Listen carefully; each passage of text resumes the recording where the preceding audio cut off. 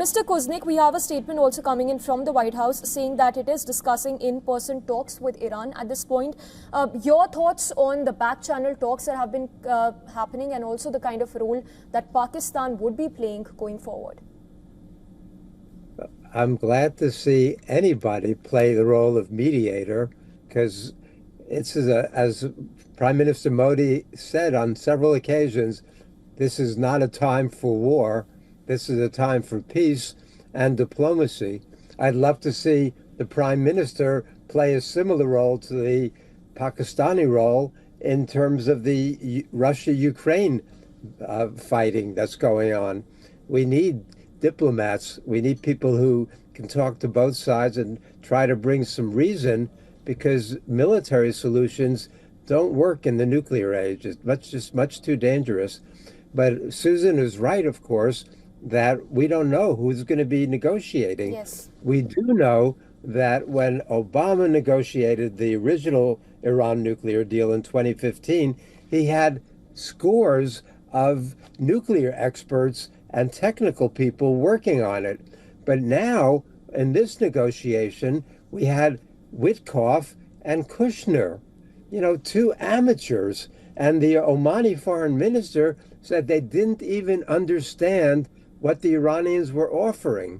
So we have to but that's part of the problem. The Trump administration or the Trump regime does not have serious diplomats and statesmen.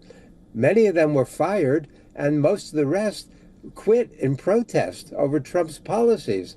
So we're going to need to figure out on both sides who is capable of negotiating and whether or not Pakistan can play that role. If not, China was also very heavily involved at the last minute in securing this ceasefire. But I'd love to see India more involved as well. All right, that's an important point coming from you, Mr. Kuznik. But just shifting focus back to what's been happening in Iran, we've been seeing images of human chains being formed just outside of those nuclear sites.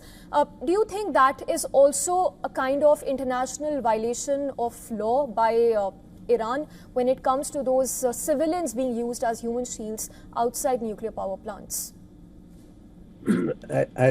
I think it was a symbolic effort to try to stop Trump from carrying through his threats. What I have seen going on that has terrified me, I've seen the U.S. and Israel bomb right near the Bushehr nuclear plant in Iran 4 times, and I saw the Iranians shoot missiles and drones that got through at Dimona, the Israeli nuclear facility where the bombs are, where the nuclear waste is. And if either of them had succeeded in piercing the containment of these 2 sites, then large parts of that region would be uninhabitable for decades, if not hundreds or thousands of years. So that's how dangerous. I've been saying that the Iranians do have a nuclear weapon, and that's by shooting their missiles and drones and rockets at that Israeli nuclear facility. That's the equivalent of having a nuclear bomb.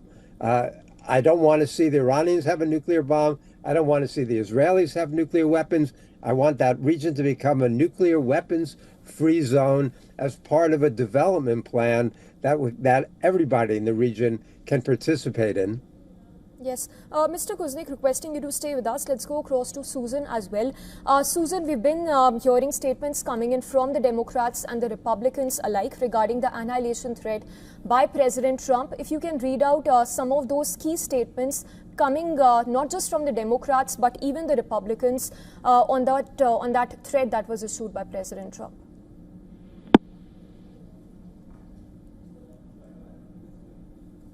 All right, we seem to have lost that connection with Susan. We'll try and go across to her again. Peter Kuznik continues to be with us. Mr. Kuznik, how would you want to respond to the kind of statements you've been hearing from the Democrats, Republicans? Do you think that kind of pressure probably was also factored in by President Trump while he announced that ceasefire? I know it was a huge factor.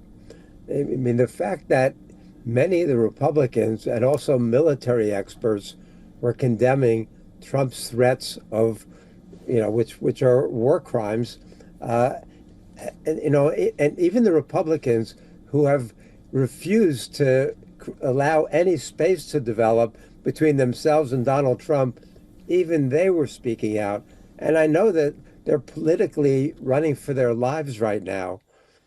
Every expert knows that the Republicans are heading for a bloodbath in the November elections, in the midterm elections, that it's going to be an historic election, and the Republicans very likely they'll certainly lose the House, but they could also even lose the Senate. And so they've been putting pressure on Trump internally. And a lot of the MAGA spokespeople, the Tucker Carlsons and the Marjorie Taylor Greens and the Megyn Kellys and the other ones, they have been very outspoken in their condemnation. Marjorie Taylor Greene is calling for the 25th Amendment. I think Tucker Carlson might have done the same thing. And these are staunch Trump supporters who are horrified by this war. But you have to remember that Trump ran as a peace candidate. Many of us thought that that was laughable and absurd. And then he goes ahead and bombs 7 countries his first year in office, and he condemned the Democrats for their stupid forever wars, even though George W. Bush started them. And he said he's never going to start a forever war in the Middle East. And look what he's done.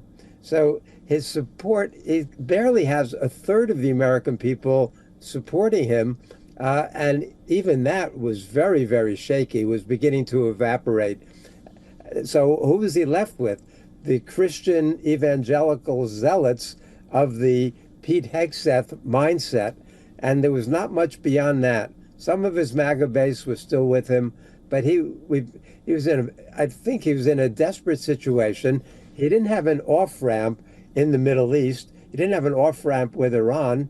So he could either declare victory and go home, even though everybody knows he didn't get a victory, or he could escalate. Or what they're doing now is keeping the status quo.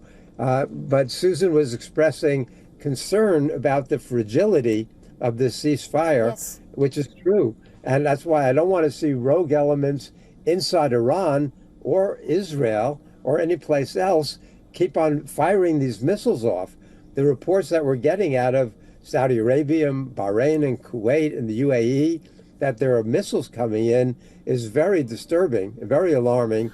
And I hope that the word goes out to all the elements in Iran, stop firing missiles and let's sit down and negotiate.